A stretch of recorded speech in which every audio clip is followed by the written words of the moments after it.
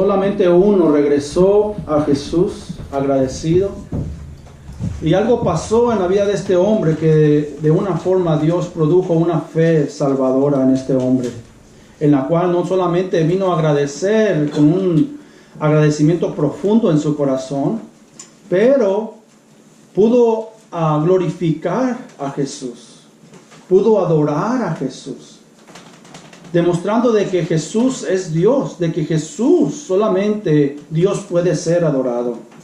Mientras que los otros 9 mostraron una gran ingratitud al no regresar. Ellos fueron a presentarse al sacerdote, pero no fueron salvos.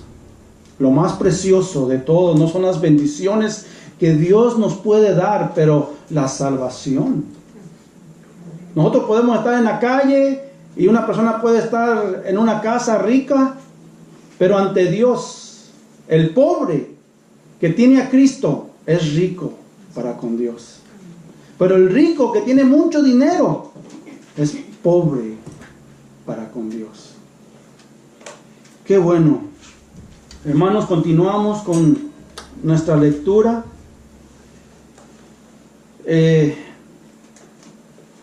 La idea principal, hermanos, de este sermón es, y le puse el título, el reino de Dios ahora y aún no. Escuche, el reino de Dios no va a venir conforme a la suposición humana. Pero cuando venga el Hijo del Hombre, dice la palabra que será visible para todos. Y esta venida de Jesús va a traer enfrentamiento y destrucción, juicio. Pero para los elegidos, hermanos, no será así. Seremos liberados. Solo aquellos, hermanos, que estén sumergidos en los afanes de este mundo, arrastrados por su pecado, que son indiferentes al evangelio, al mensaje y a las advertencias de Cristo, solamente a esas personas Dios traerá juicio. Escuchen, hermanos, todo esto se dio, esta conversación se dio a una pregunta. Cuando los fariseos le hicieron una pregunta a Jesús acerca de cuestionando el reino de Dios, de cuándo vendría. Si usted por favor lea sus Biblias en Lucas 17, vamos a comenzar con el capítulo 20.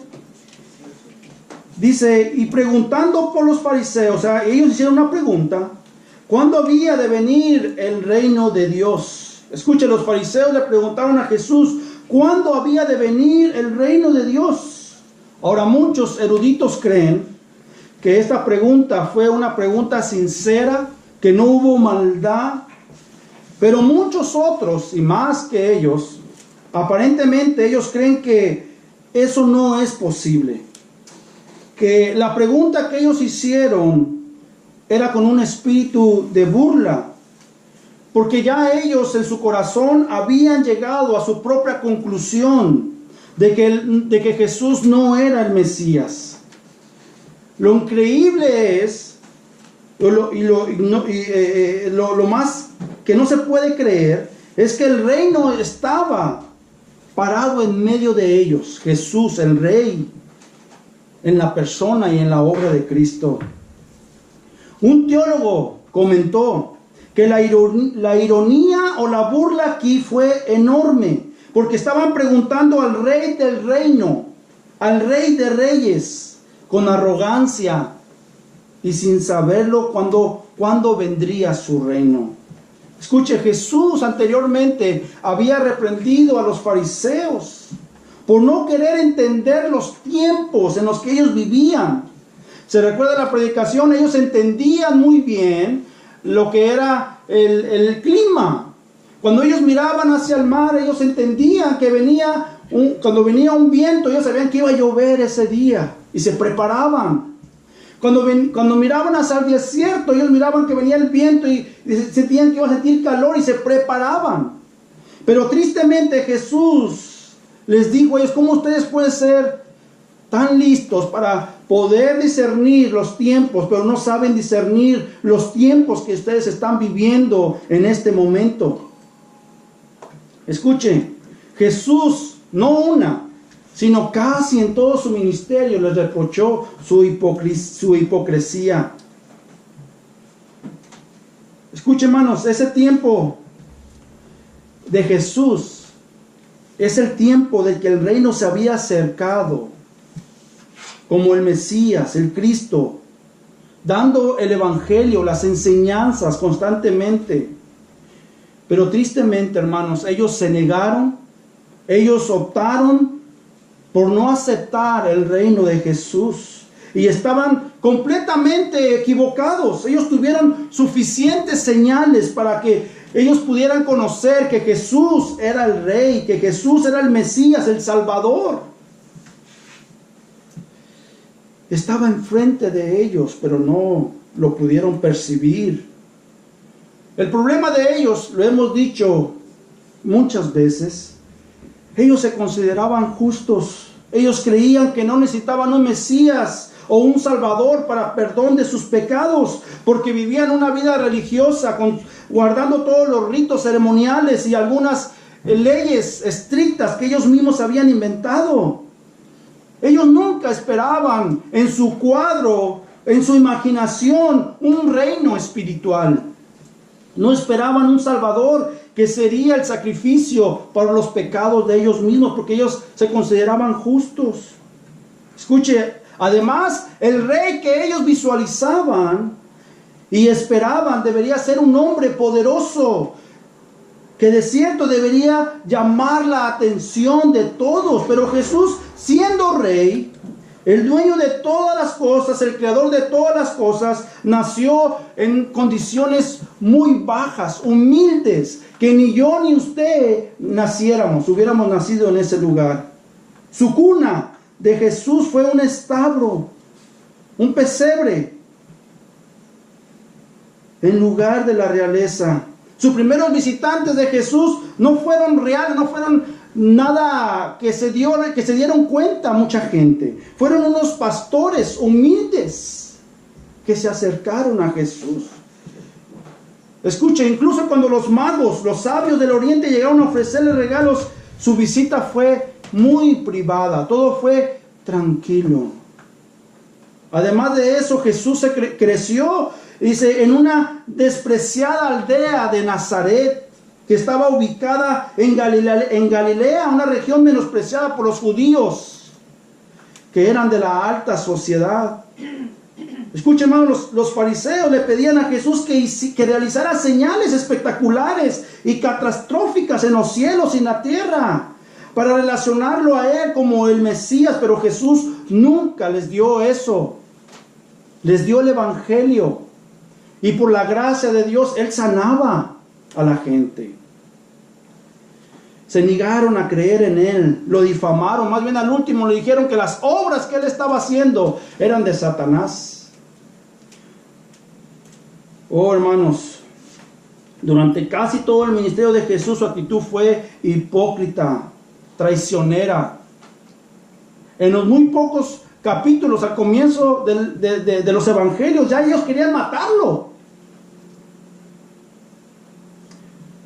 Es por eso que muchos eruditos piensan que esta pregunta a Jesús no fue sincera y que buscaban burlarse de él. Muchas veces a Jesús le decían maestro, no se lo decían por honor, se lo decían por burla, porque no lo querían ni ver.